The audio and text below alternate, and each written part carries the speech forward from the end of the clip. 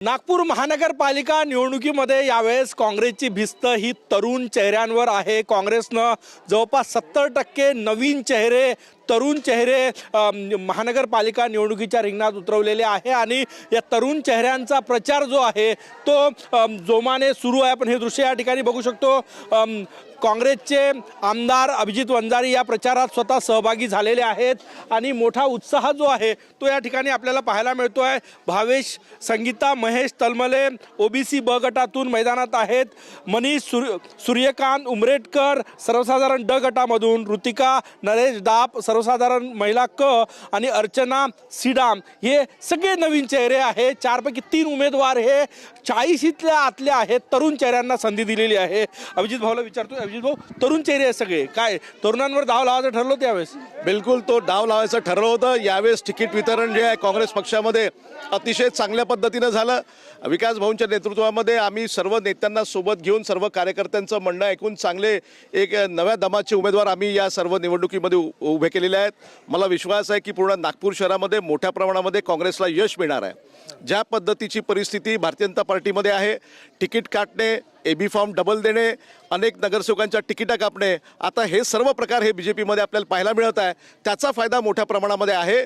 ते अनेक कार्यकर्ते आमच्या संपर्कामध्ये आहे आणि याच्याशिवाय नागपूरकर सुद्धा या भारतीय जनता पार्टीच्या 15 वर्षाच्या शासनाच्या माध्यमातून त्रस्त झालेली आहे। खरं म्हणजे विकासाच्या नावाने केवळ फक्त त्या ठिकाणी फ्लायओव्हर, मेट्रो, सिमेंट रस्ते हा जो दिखावा करत आहे त्या दिखाव्याला लोक त्या ठिकाणी जुमानणार नाही। कारण ज्या वस्त्यांमध्ये आता आपण उभा आहे हा पूर्व नागपूरचा मुख्य भाग आहे, शांतीनगरचा भाग आहे। या वस्त्यांमध्ये आजही ते प्रश्न कायम आहे। मग हे प्रश्न कोण सोडवणार? मूलभूत सुविधा ज्या आहेत त्या मिळालेल्या नाही म्हणून नागपूरकर बिलकुल तरुण जे आहेत आमचे ते सर्व भागणारे, दौडणारे आणि मेहनत करणारे आहेत, लोकांमध्ये राहणारे आहेत आणि ते निश्चित निवडून येतील। भावेश, उच्च शिक्षित आहे तू, का वाटलं राजकारणात यावं? काँग्रेसचा पंजा हातात घेतला आणि थेट उमेदवारी मिळाली, निवडणुकीचा प्रचारही सुरू झाला। बघा, मी पूर्व नागपूर अध्यक्ष राहिलो आहे याच्या अगोदर।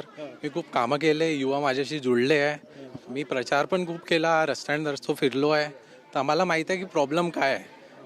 युवांना घेऊन सांगितलं तर एक तर एज्युकेशन सिस्टम इथे चांगला नाही आहे। एज्युकेशन सिस्टम आहे तर इथे जॉब्स नाही आहे। जॉबसाठी लोक बाहेर जात आहे पण ते म्हणजे इकडे पेईंग कॅपॅसिटी नाही आहे। तर कसे फॅमिली पण प्रॉब्लेम्समध्ये आहे की म्हणजे कॅपॅसिटी पण नाही आहे तेवढी, तर त्यांना बाहेर जावं लागून राहिलं।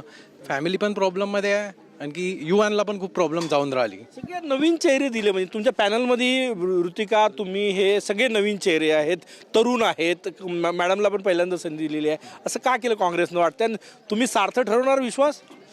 असं म्हणून केलं कारण की युवा असा आहे, म्हणजे असं आहे की ते धावपळ करू शकतात। त्यांना माहीत आहे आता टेक्नॉलॉजीचा यूज कसा बरोबर करायचा, कसं आपण समोर काय करू शकतो।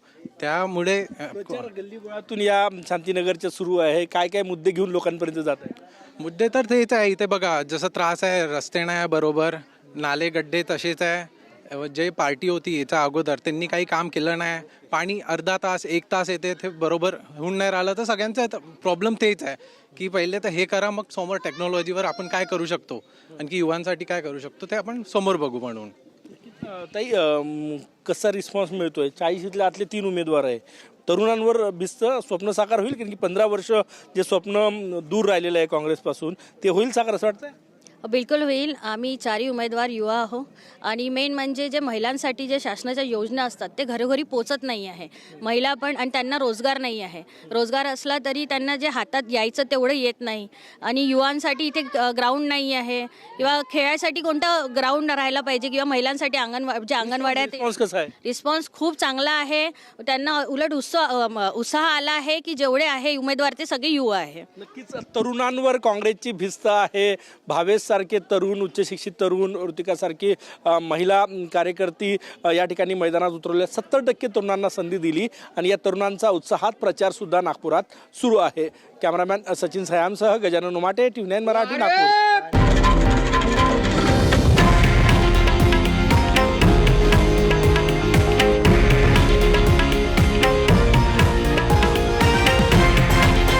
हे आहे देशातील नंबर 1 न्यूज नेटवर्क आणि आपण पाहत आहात TV9 मराठी, एकमेव।